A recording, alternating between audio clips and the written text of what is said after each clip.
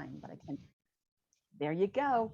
But I just wanted to share like my enthusiasm because I think I was in a company and I got into marketing, which I thought was pretty crazy because I was always in engineering, and very cool opportunity. And the whole company went Agile and from top down. And then you have to apply Agile, what we all know in the software world, to marketing, which is very different. So, you make up crap as you go along, and there it was. But and I think about a year into it or half a year into it, I went to one of Andrea's workshops at Agile Denver, or the Mile High Agile conference. And I was like, whoa, okay, I get it. So I got a different perspective and I just thought it was really interesting. And right now I'm a contractor for a marketing agency, and I was contracted to set up their whole system on how to use Agile in their community. And I used everything that Andrea taught me because I got her book and I read it. And so I was really happy that she was here to just kind of share some of her ideas and have that discussion. So welcome. We appreciate you being here.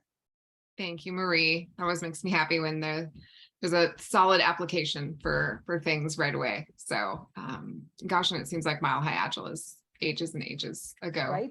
Speaking of how long it's been since we were in rooms together. But hello, everyone. My name's Andrea Fryer. I'm really happy to be here with you all tonight. I guess I should start sharing my screen. I am local to the Colorado area. I live up in Boulder. Been here for quite a while, like 14 years or something like that. And for the last 5, I have been running a company called Agile Sherpas, swag branding. This is my company. We are specialized in Agile marketing. So that's what we've done. I've been a marketer for most of my professional career prior to starting Agile Sherpas. And I worked my last brand side job at a software company in their marketing department. And we were always behind. We could not keep up with the Agile software development team. And so eventually I threw up my hands and asked my boss if I could try making the marketing team also Agile, because it seemed like these guys had their act together and we definitely did not. So he said, sure, why not? And that was me falling down kind of the Agile rabbit hole, Scrum Master, product owner, all the things, and took that team through a little mini transformation and was like, this is so much better. This is the greatest thing ever. And would not shut up about it and talked to everybody, wrote about it, spoke about it at conferences, all of that. Eventually, more and more marketers kept asking me if I could help them do the same thing. And so I left and started Agile Sherpas, and that's what we've been doing over the course of the last 5 years. So this is now like 7 total years that I've been doing Agile inside of marketing. I'm married to a UX guy, so I hear a lot of Agile from the software side in my house as well. And I'm even now continually surprised, sometimes shocked about the differences, despite the fact that we all kind of come from the same foundational place of why Agile and what the benefits of it and those kinds of things are. So that's kind of what I want to chat with you all about today. As part of Agile Sherpa's life, we've done a study for the last 5 years about the state of Agile marketing. So we survey hundreds of people. We ask them if they are Agile or if they would like to be, what they're learning, what they're doing, and what's working, those kinds of questions. So I want to use that as kind of a jumping off point for us to talk about what it looks like over in the world of Agile marketing. Where are there lessons that we can apply from that world to all kinds of agility? And then especially for those of us who are coming from more of a technical background and are now being maybe asked to go and support marketers or other non-technical teams, what do we need to know and how can we support those folks in the most effective way?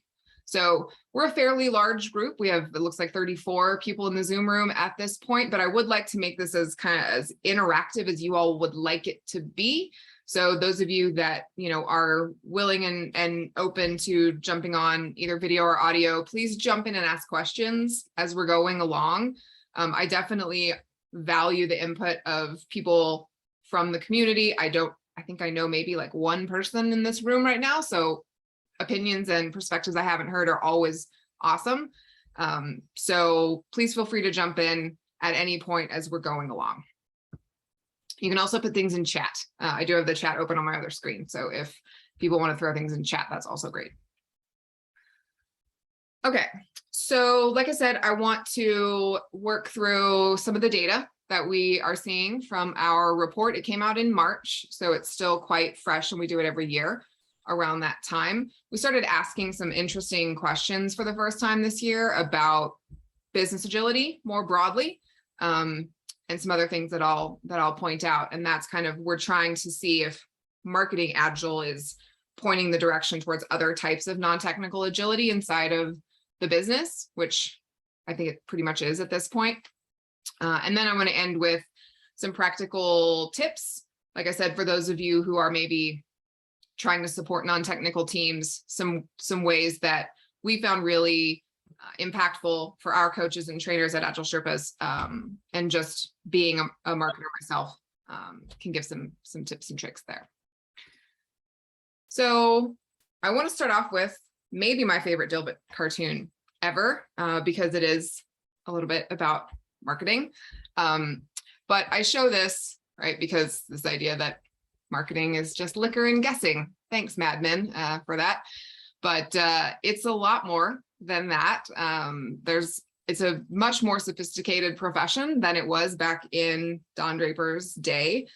But despite it being highly data-driven, extremely technical, very specialized, I had a LinkedIn message not too long ago from a Scrum Master who came from a software background, and he messaged me and said, "Hey, I know you're all about Agile marketing. I don't have any marketing expertise, but I'm being asked to support a new Agile marketing team as a Scrum Master. I wanted to reach out and see if you have any tips for me, because I've never been a marketer, I've never worked with marketing team, and maybe there's something I should know." And then he says, "I'm not too worried about it because marketing is mostly common sense." And I was like,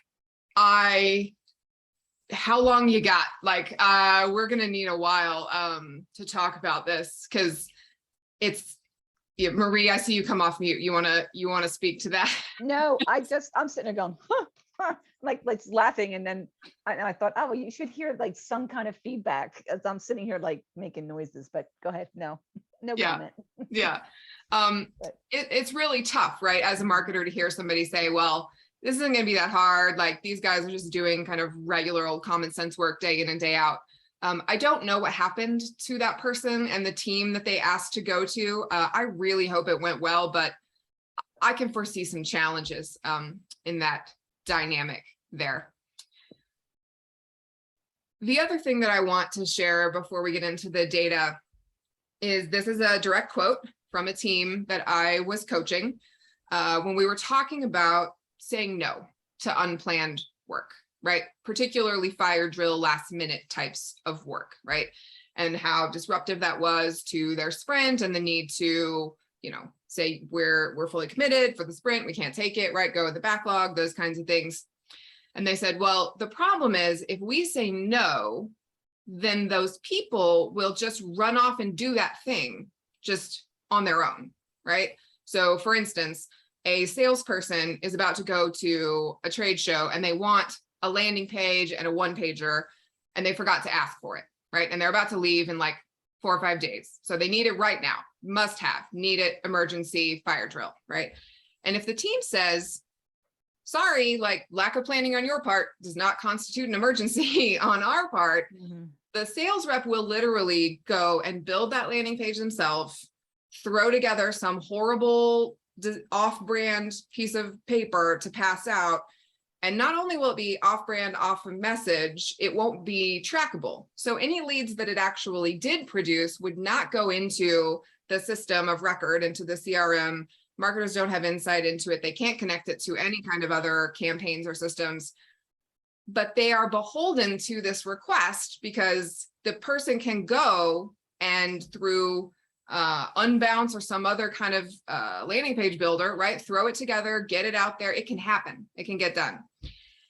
And when I heard this story from them, I started thinking about what would happen to a software development team that was using the Sprint framework to do their work. And if someone came to them and said, I must have this feature in 5 days, I must get it. We must do it.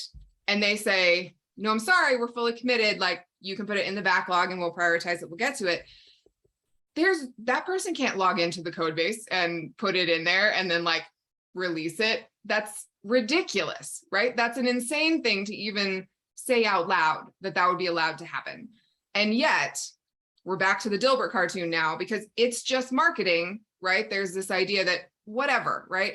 Throw it together and it'll work out fine because if I consume a web page or I open an email, I'm qualified to be a marketer, right? So this idea that non-technical functions, marketing, HR, finance, whatever it is, that somehow Agile is going to be this copy paste, it's going to be exactly the same, or because they're not as complicated that it's not going to be that big of a deal, is not a good starting point, right? And we need to start from a place of respect and bringing an openness to different functions if we find ourselves there.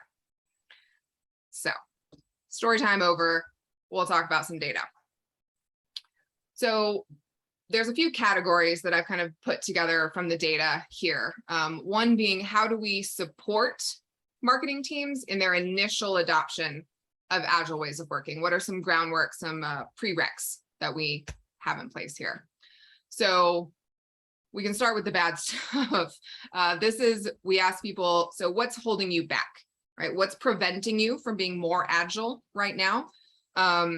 You can see the top results there are just lack of training, lack of knowledge.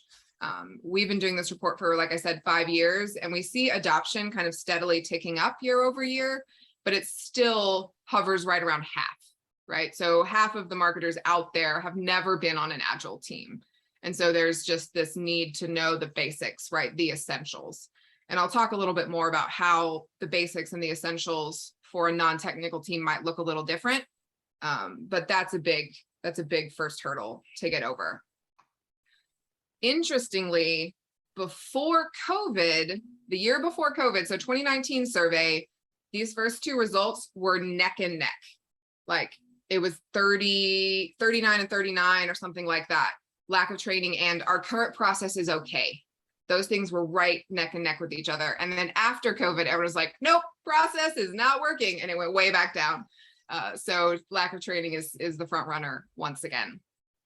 And then I think this one's interesting. It's not tools, right? Tools is not cited as the biggest barrier very often. And then we often use lack of executive sponsorship as kind of an excuse for why things aren't working. But again, this is not there, but it's definitely not in the top ranks.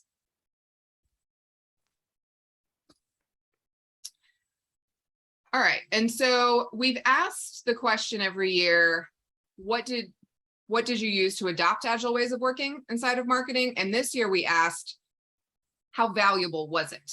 Right, so we kind of added a nuance to this question, which I think is fascinating because we can see, even though in the last slide, and those of you who are coaches at all, I'm sure this doesn't surprise you, but you can see on the last slide, although tooling is not cited as the biggest barrier, lots and lots of people are using a tool as like a thing they're doing to try to adopt Agile, right? We're going to go to the tool. That's a big checkbox that we want to feel that we did, right?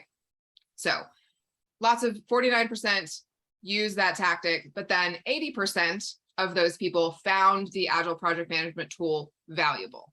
So it's an interesting kind of relationship of how tools weave in here. And we'll hear more about that with some future data points.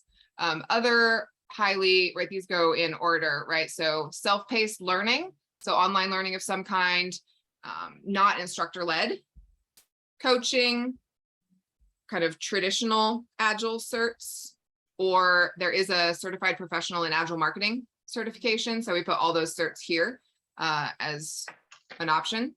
But then again, less than a third of our Agile respondents have used this, but a very high number of those found them useful, right? So this, if you're trying to drive adoption somewhere, I think these are the kinds of data points that are really helpful, right? So you might struggle to get people to commit to a certification course, but it's really impactful for them if they do, right? And again, those of us that are trainers and coaches, this is not news, but it's nice to have a data point to point to.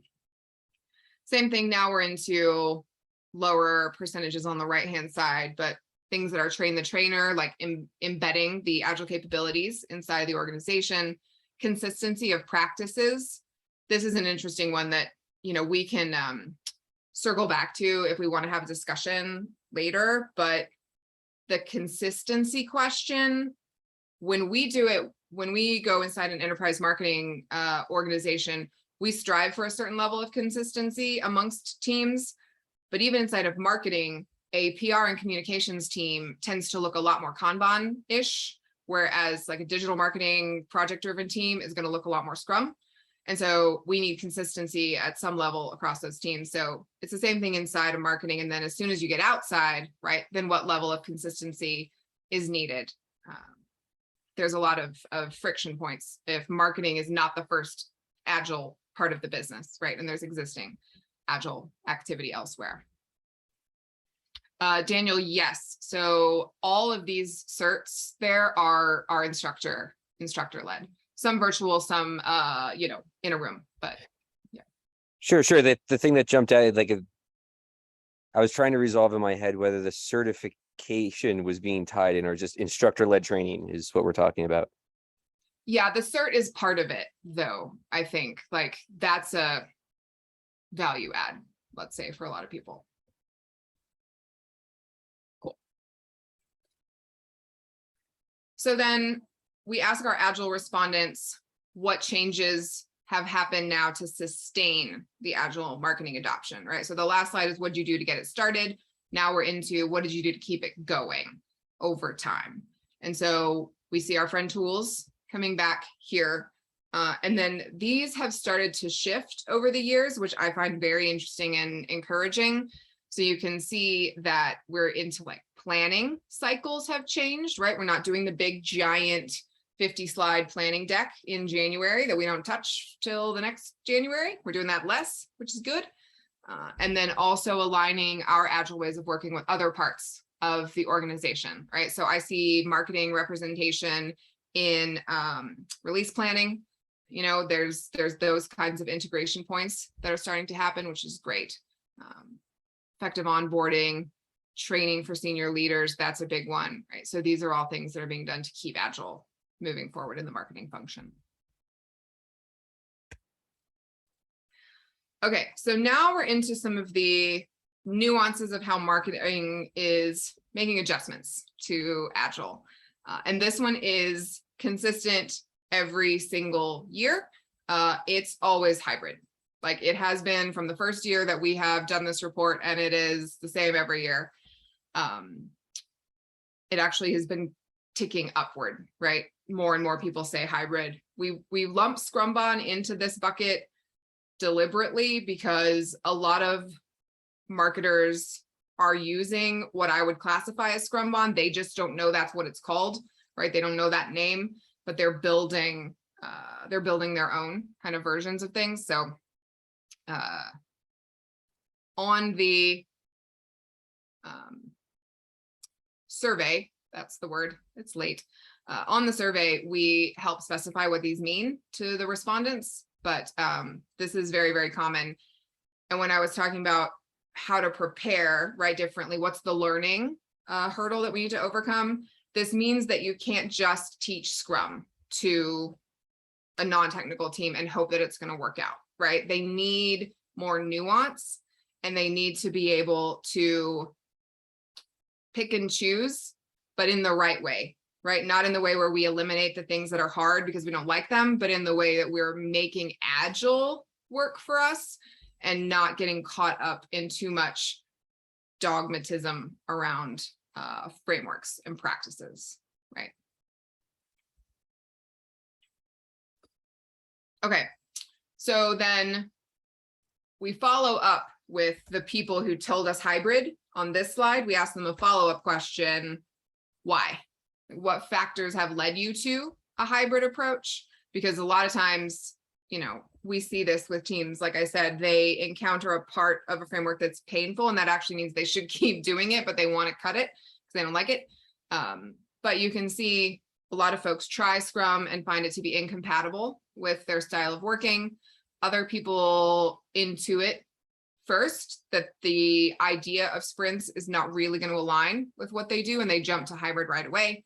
But in any case, those are the two you can see very much the top spot. And then there's a lot of, pharma, finance, kind of highly regulated industries. We work with a lot of marketers there, and they're so dependent on legal or compliance review that they really struggle to stick to any kind of sprint cadence with any consistency or accuracy, right? Because there's just too much outside of their control. So these are the kinds of things that are impacting that choice of hybrid. Oh, sorry, Maru, I missed your question. Here, this is like more of a focus on reducing waste in the system, right? And delivering more value. That's what Lean's referring to here. All right, I'll pause before we move on to some of the benefits. Any questions about those barriers and adoptions?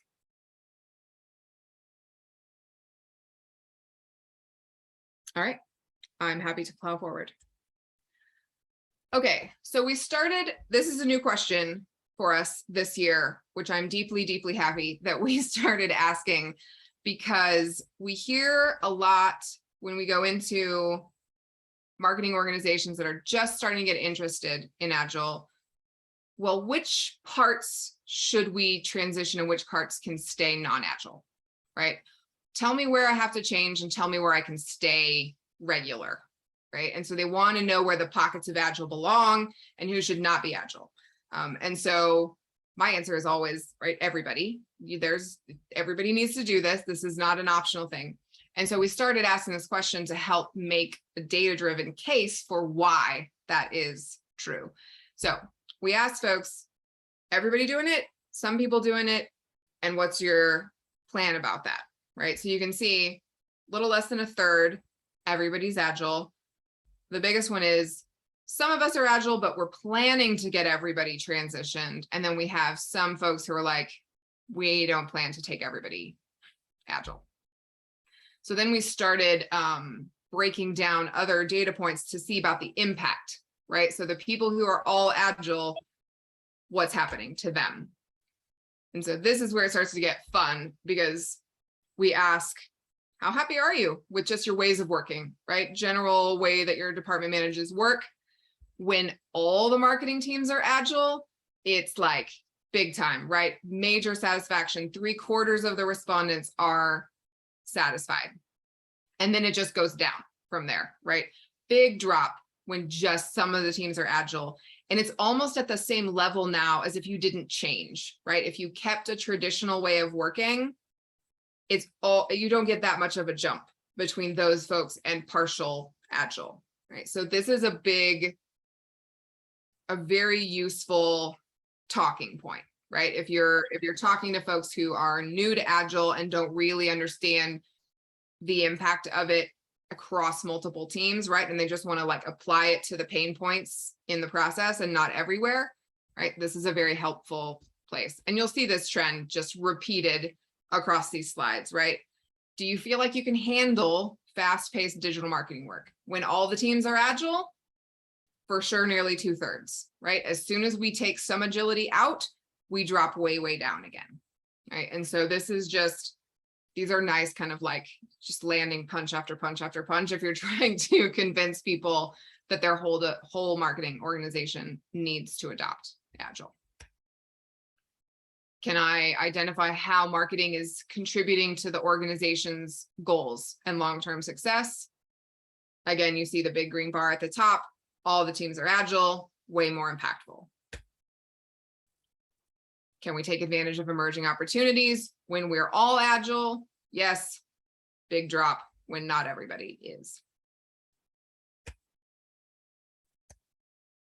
All right, I think yes, Daniel, because you can think about it, right? The value is trying to flow out of the marketing function, and the non-Agile teams are always going to be the bottleneck. And so the value can't get to the prospect or the customer because it's going to slow down for sure.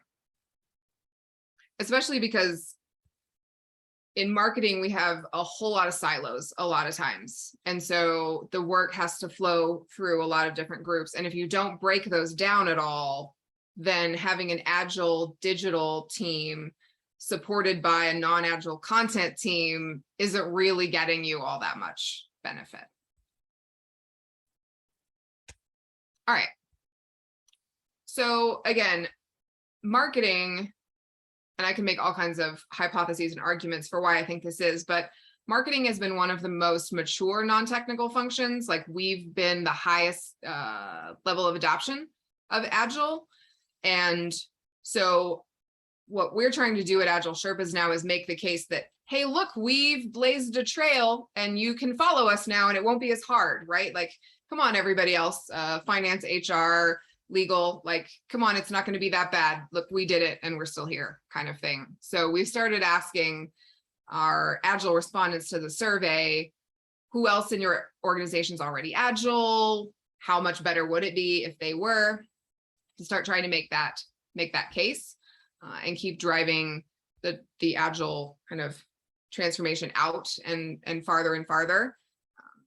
Because I think one of the reasons marketing has come as far as it has is that we had folks developing products, right? And doing it much more quickly, iteratively, thanks to Agile ways of working. But then we couldn't tell anybody about it because the marketing function was so slow and traditional and doing these like 6-month-long campaigns, right? So it's great that we could release all the time, but the marketers can't tell anyone about it because they're always behind and working on the 6-month campaign cycle. So it made a lot of sense for that function to get faster and more iterative and more customer centric. But now the bottleneck in the larger organizational system has moved right to these other functions, right? So the marketers can't go out and do everything that they want to do as quickly as they can because they get stuck in legal and procurement, right? Or they can't hire the types of Agile people that they need because their job descriptions and their pay scales are all wonky and traditional, right? So we need HR, we need finance, we need these other people to come along. So it's, you know, we're playing chase the bottleneck now around the organization.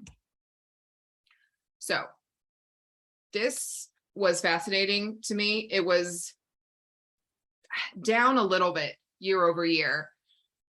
But what you see is that our Agile marketing, or excuse me, our marketing respondents, this survey is targeted only to marketers, told us that in their opinion, only 43% of them said product development or product management is using Agile, and only 48% of IT is using Agile, which I find fascinating because if you look at like the State of Agile report, those numbers are way higher, right, in terms of total adoption in this kind of technical realm.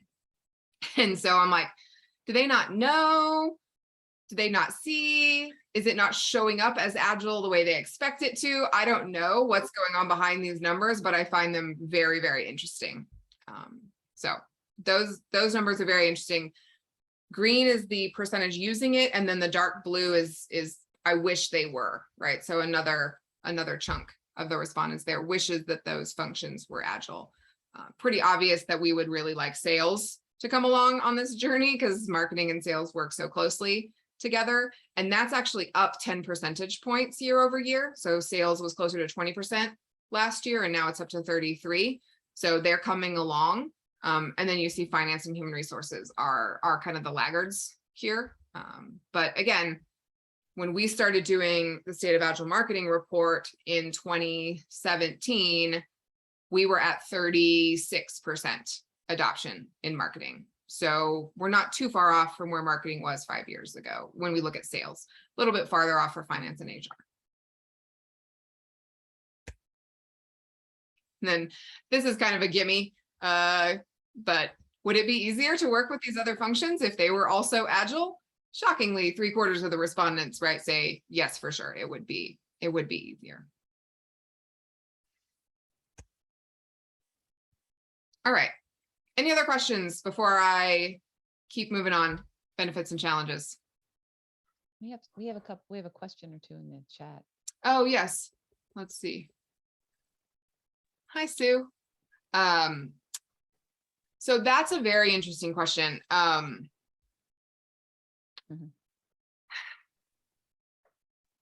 So a lot of times when marketers are part of like a, let's say led by tech, right? Tech companies, startup companies, they feel like they're already agile, or at least agile enough, right? Because agile is part of the organizational DNA.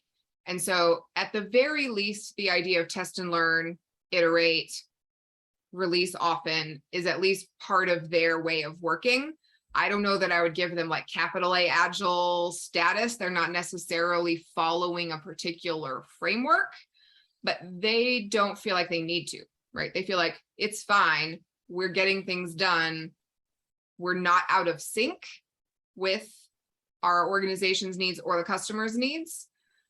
But most of the companies we end up working with at Agile Sherpas are what you might call like laggard industries. So I said finance, pharma, those kinds, and retail like CPG, manufacturing, some of those more B2C organizations are coming along because again, their marketers are starting to feel the pinch of not being able to keep up with customer expectations.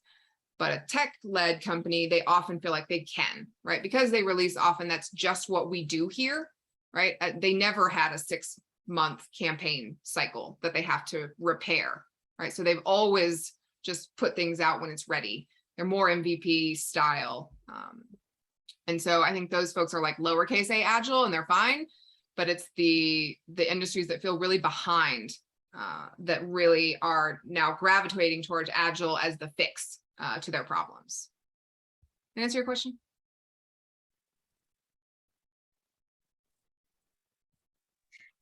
Hi, Andrea. I also had one question. Doesn't come from the background of marketing.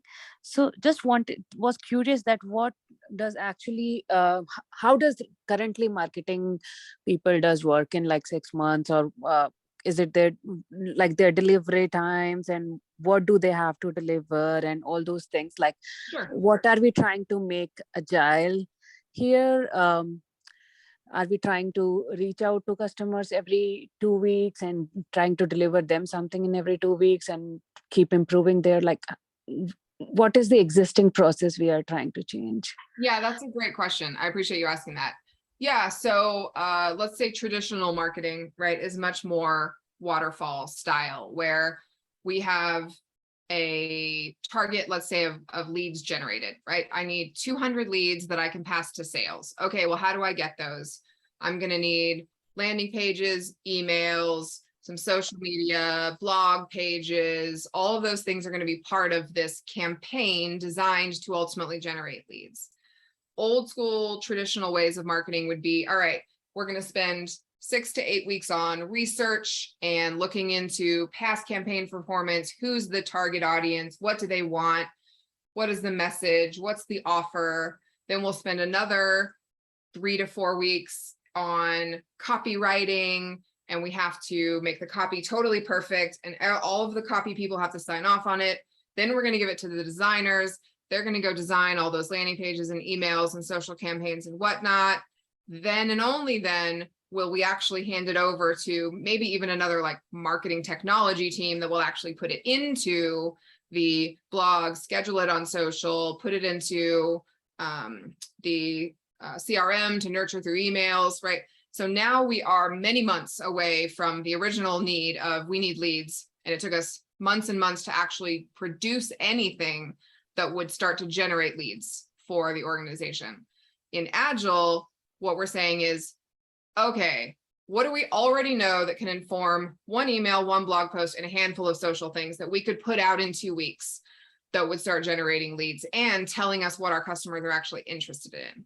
Because a lot of times after all that work, it turned out we were wrong, and the stuff that we put out, nobody responds to, right? And so instead, what can we do? What can we slice, right? What's an MVP version of this that we could put out in a few weeks? Test, learn, iterate. So now instead of waiting 6 months to deliver one lead, maybe we can deliver 2, 4, 8, right? And it can build because we're learning over time. That help? Yes, Andrea. Thank you so much. Cool. Yeah. All right, so we'll go and talk about benefits and challenges. So obviously, as soon as you flip the switch and make people agile, it's not just skipping through the tulips and puppies and kittens. There are challenges. People revert back.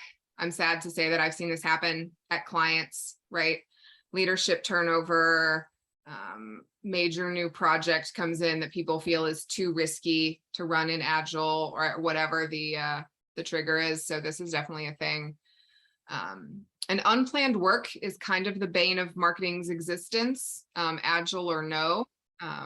You know, the story that I told you at the start about if we don't do it, someone else will, right? There's a difficult navigating act always about what can we actually say no and push back on, and what do we actually need to make space to do. And there's also a lot of stakeholders that want to direct marketing's work.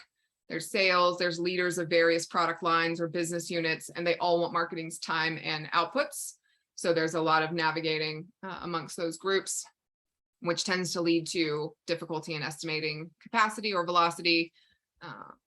And then we go down the chain here. But these are challenges that, again, if you find yourself speaking to marketers or other non-technical people, be straight about what is likely going to happen, right? Or common challenges, so that everyone can be prepared.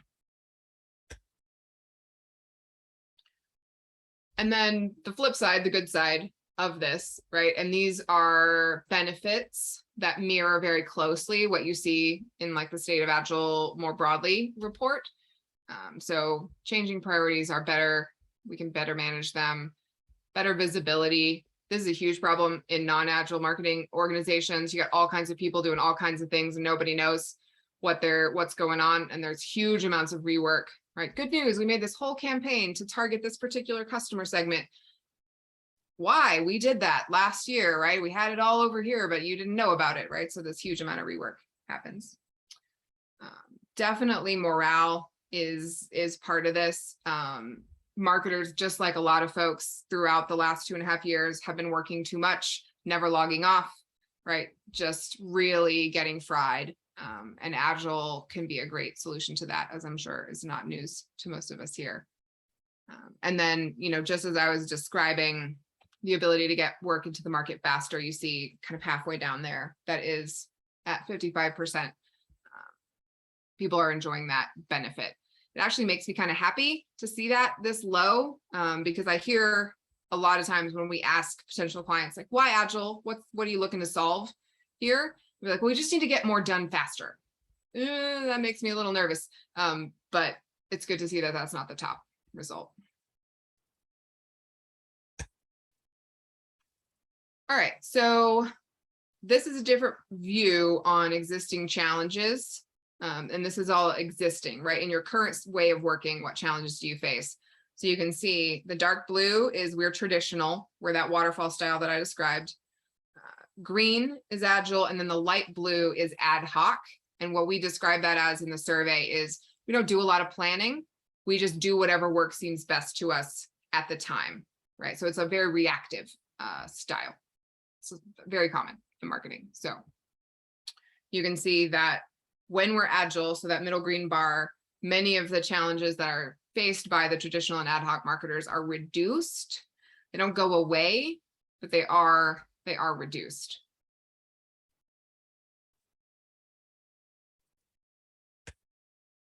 All right. Quick little practical application tips and tricks for you here, and then we can take any more questions that people might have. So we get this a lot. This is from Tom Fishburne. He's a great cartoonist. He used to be a marketer and now he does all these cartoons. They're freaking brilliant. And so he did this one about Agile, which I think I might use in every presentation that I ever give, but this is a misconception that's super prevalent, even still inside of marketing, that we did all these things that we weren't supposed to do. So let's just say that we were being agile and then we'll probably get away with it. And this can create a lot of bad feelings about what Agile is. And so when you come in and start trying to talk about doing Agile, people are like, that was that thing that I hated, you know, that we tried. So it's good to do some myth busting up front for sure. And I find it really useful to lead with the why 9 times out of 10 and not let people get caught up in the, well, we're doing Agile because we want to be faster, or we're doing Agile because our CEO said we have to, and the deadline is next quarter, right? Okay, but how are you going to know it's working, right? Is it speed to market really?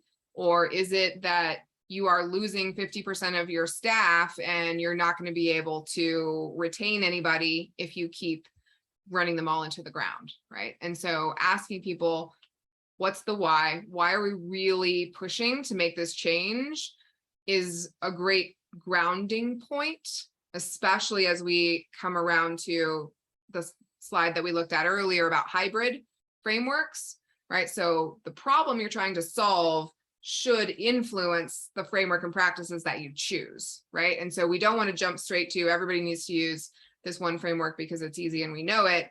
Like, okay, maybe that's not going to solve the problem that we were looking for, and we need to think more critically about that.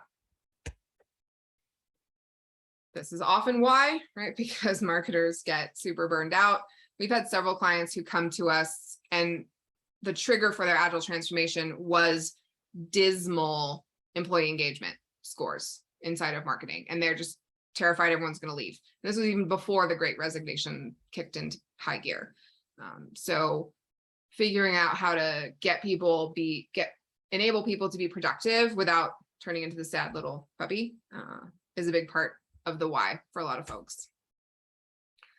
All right, so I'm not going to talk through with this group about how you build a backlog, but this is often a really good place to start with marketers and other non-technical folks, because simply getting a handle on the scope of work that's out there is eye-opening to so many people.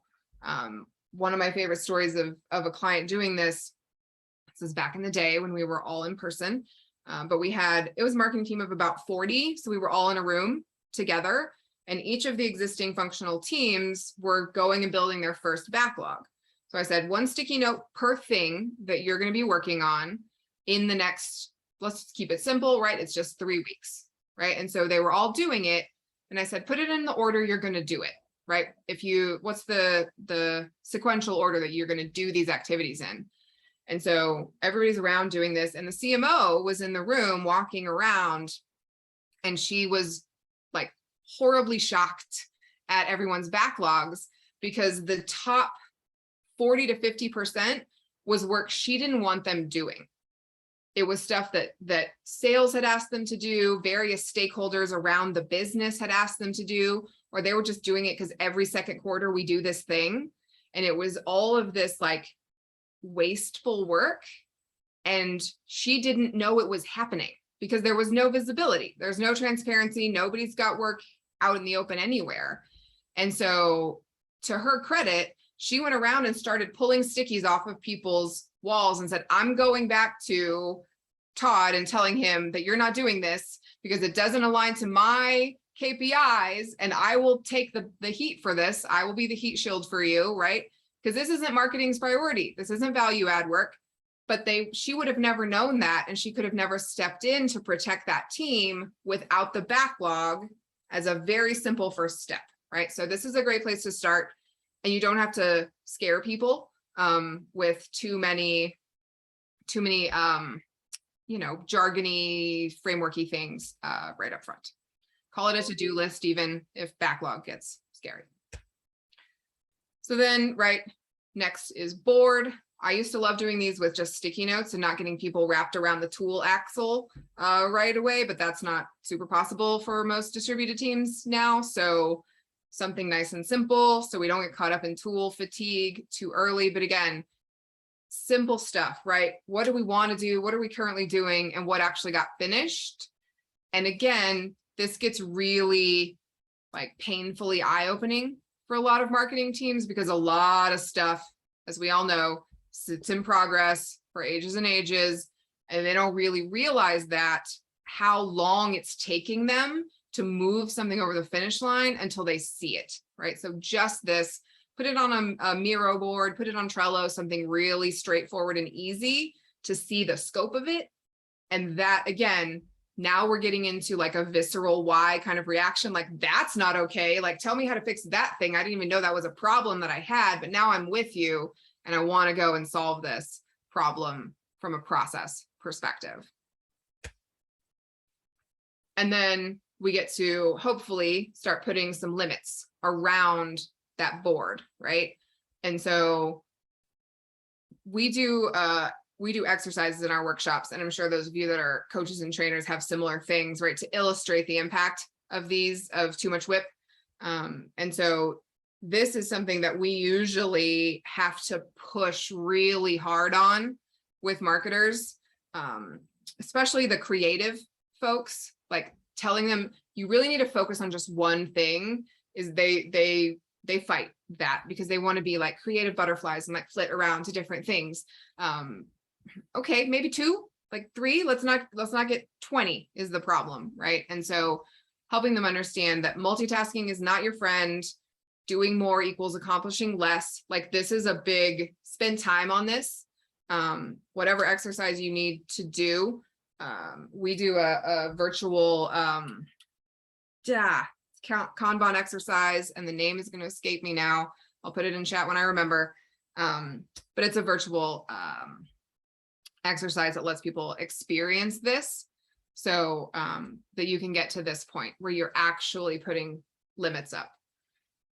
Then, of course, we're back to the original problem from the start, though, is they have to be able to say no or not right now to things, or the WIP limit will constantly break. And so now we're starting to get a little bigger, where you've got to have some kind of leadership buy-in and protection around the team to make this possible, so that they don't just keep saying yes to everything. But up until this point, right, the team can kind of do things independently.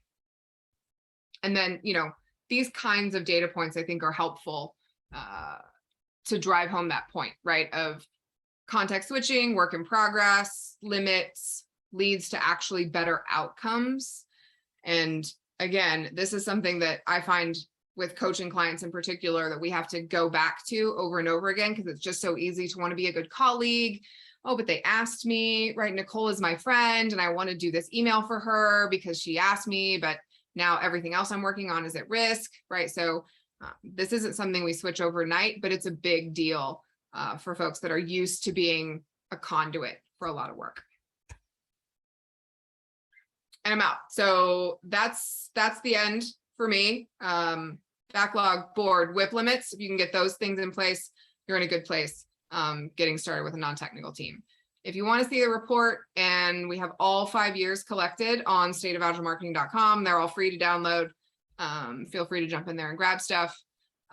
AgileSherpas.com has tons and tons of free resources too. If you have marketers who are interested, just point them in that direction. We have blogs and ebooks and all the things that are all free and out there. And hopefully that'll be helpful. Questions?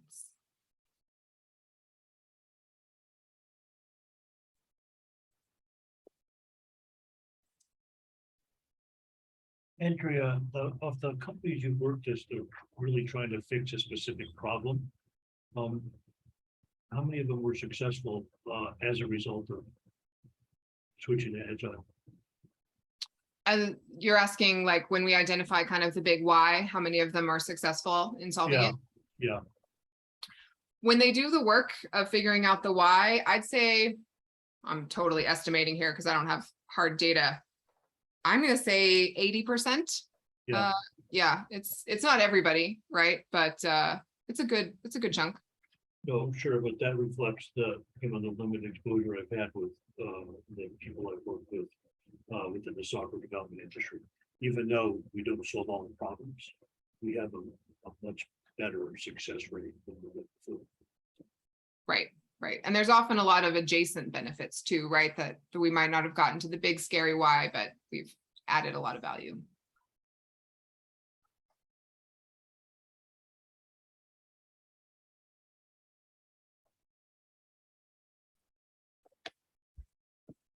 Oh, I remember the name of that exercise. See, as soon as I stopped trying to think about it, it's called Feature Bond. If you haven't seen it, it's really, really good for teaching Kanban Unlimited WIP.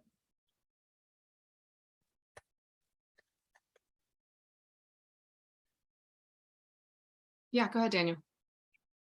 So in software, I know with things like Scrum, the driving need to switch to Scrum largely comes from the fact that there's a huge rift between the people who need software and the people who can make software as far as understanding.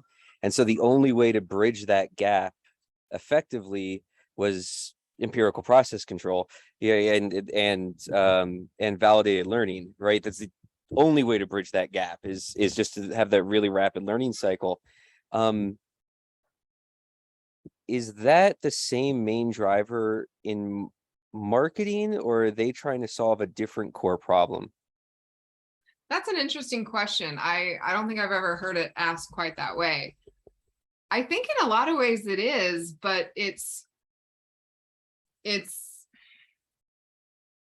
mismatch maybe between what the people creating the marketing collateral believe versus what the end consumer of that collateral wants, right? And so it is that iterative process that allows them to test their idea sooner and learn if they were right or not, right? So it's, yeah, I think it actually is probably very, very similar root cause there.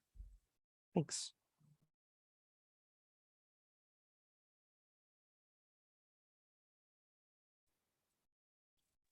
And then it Can I gets sneak a second question in? yeah, go for it. So Agile Sherpas offers a number of different classes.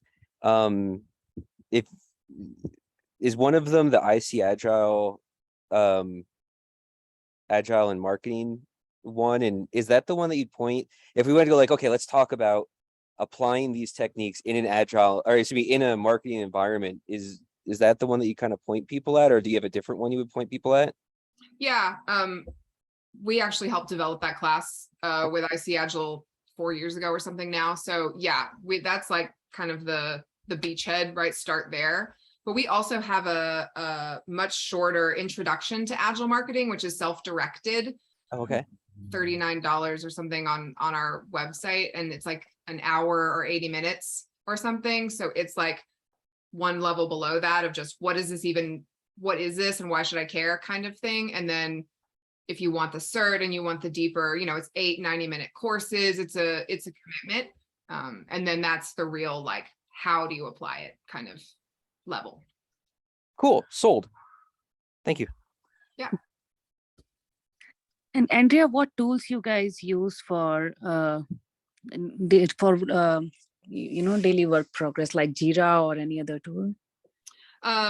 We see Jira some, if it's kind of already the blessed work management tool, marketers will use it. I will say, in all honesty, it's not their favorite. They struggle with it quite a lot. Okay. Yeah, but when we get to go and make recommendations, I tend to recommend things with a little bit more, like, flexibility is not really the word, but anyway, Asana, Monday.com, Trello, things that are a little bit more lightweight, especially if you're a smaller team, like less than 100. I'd go with those simpler tools. It's my preference.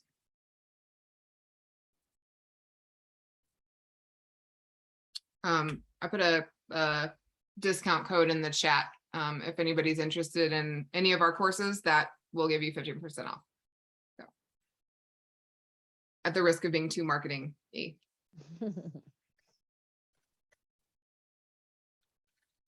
Andrea, I don't know whether you had intended on speaking to this, but is there like a high level conversation about how it differs, the difference between Agile in marketing versus software? And you did touch on it in that a lot of times in marketing, you're waiting for somebody. It's going out to copy, it's going out to here and going out there. But I guess overall, just sharing that, then you incorporate that in your board. And can you speak a little bit to that, just to kind of share that? Yeah, I mean, one option is to incorporate those dependencies into the visualization in some way. I mean, I think the better case scenario is just to stop having the silos in the first place, but that's obviously a bigger ask of the organization to change up team composition and accordingly probably reporting structures and all of those fun things. I think other kind of differences between marketing and software. Honestly, there's a lot of parallels. Personality types tend to be quite different. Like the folks that become marketers are different than the folks that become software developers oftentimes, which means trainings need to be a little different. Styles of engagement needs to be a little different. There's also I've never been a software developer, so those of you that are or have been can call me on BS with this if it's not true.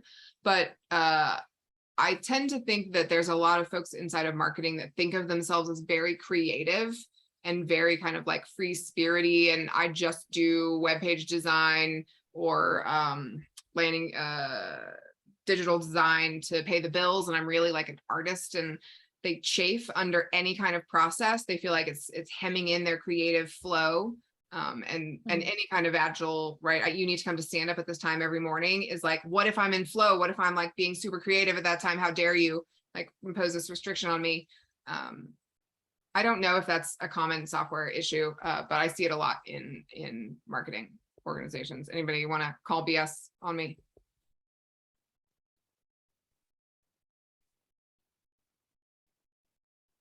I don't want to call BS on you, but I think I experienced that and didn't quite understand it because I came from the engineering side of the world most of my career and then was in marketing doing Agile.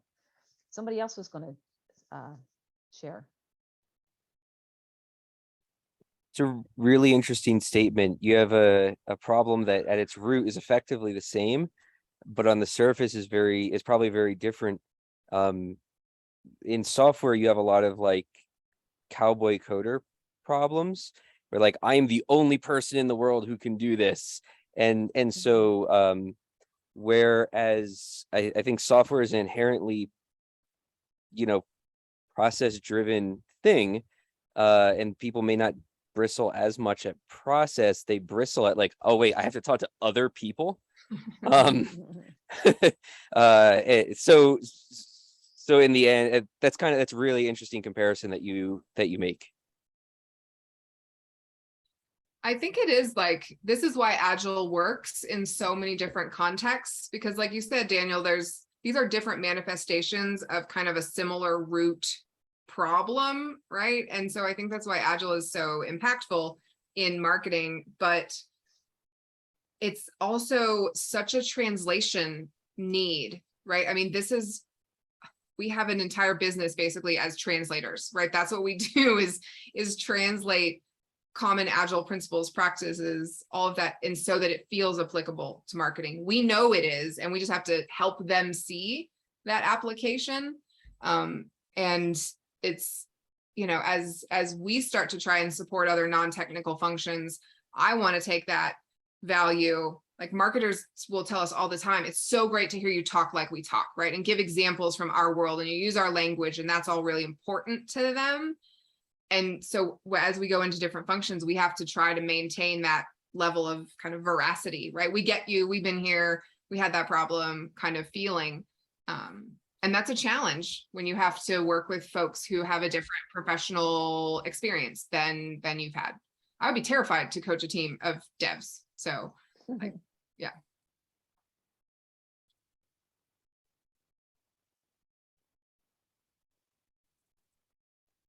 Anybody else?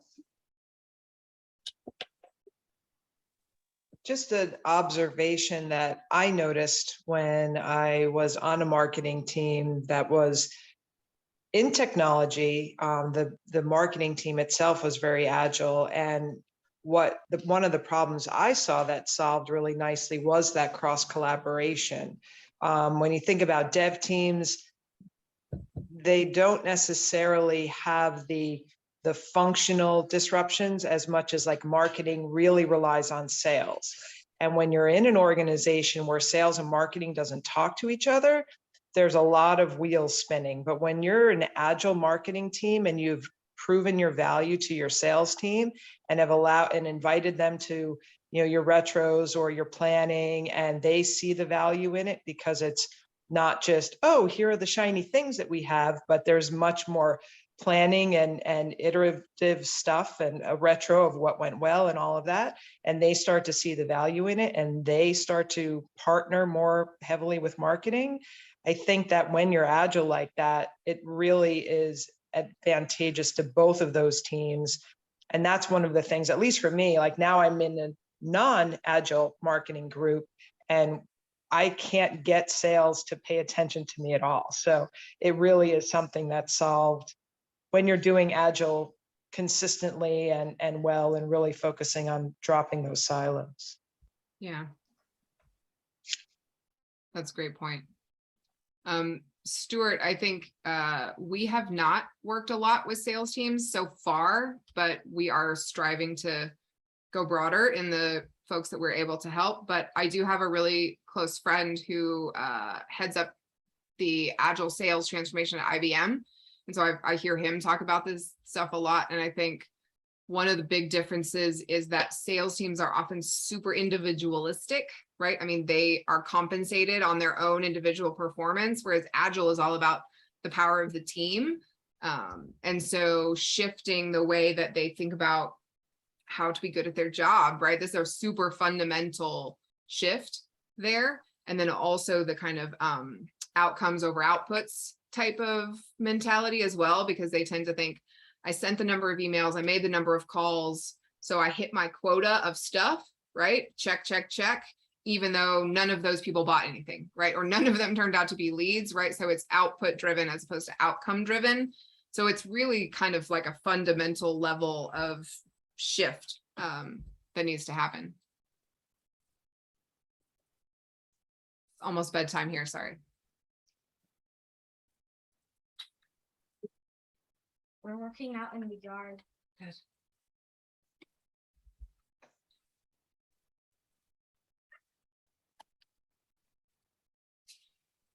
Anything else? Any other questions? Any other comments? Sharing of experience here? I put my email in the chat, so if anybody has questions that occur to you later, please feel free to reach out. I talk about this stuff all the time, so happy to continue doing that offline. Thank you so much. We really appreciate you joining us, Andrea, tonight. I know it's getting late and gosh, we've all been, in a situation where we've, on Zoom half the day. So appreciate your taking the time to share your stuff with us. Very welcome. Thanks for having me. Thank you, everyone. And I just Thank threw you. the links again to the SCU and the FAQ if you want to grab those. And join us next month. We're here once at the second Thursday of every month. So Thanks, Marie. anyhow, Thanks, guys. Thank you. you guys Thank take you. care. Thank you. Have a good night. Thanks, you too. Sure. Thank you. Nicole, do you want to stay on?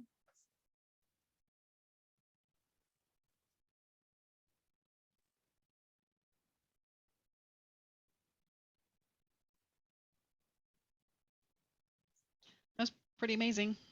Well, that's pretty good, huh? Yeah. It's really interesting. What's nice is she has this like introductory class, Oh, and okay. I took it, like I took this workshop, but she also has it in transcript. So you can go to her website and Oh, just there's okay. all the information there, all the examples. She didn't get heavy into showing us how to, which I thought she would, but it's all there. So she was saying many free resources, and they really are. So it's kind of interesting. That's awesome. Yeah, I was teasing my marketing friend. And as I'm teasing her, I'm like, yeah, I probably should have sent you the link. Right. So here, well. yeah. So Cool. well, woohoo. All right. Um, I'll see you tomorrow. Yeah, I guess so. Yeah, 11:30 still, right? I think so. Yeah. All right, that sounds good. I'll She look did forward to not. seeing you. Correct. Yeah. No, Sweet. that's yeah. So all right, All right. you take care. Thank you. You too. Yep. Bye-bye. Bye-bye. Bye, Giselle.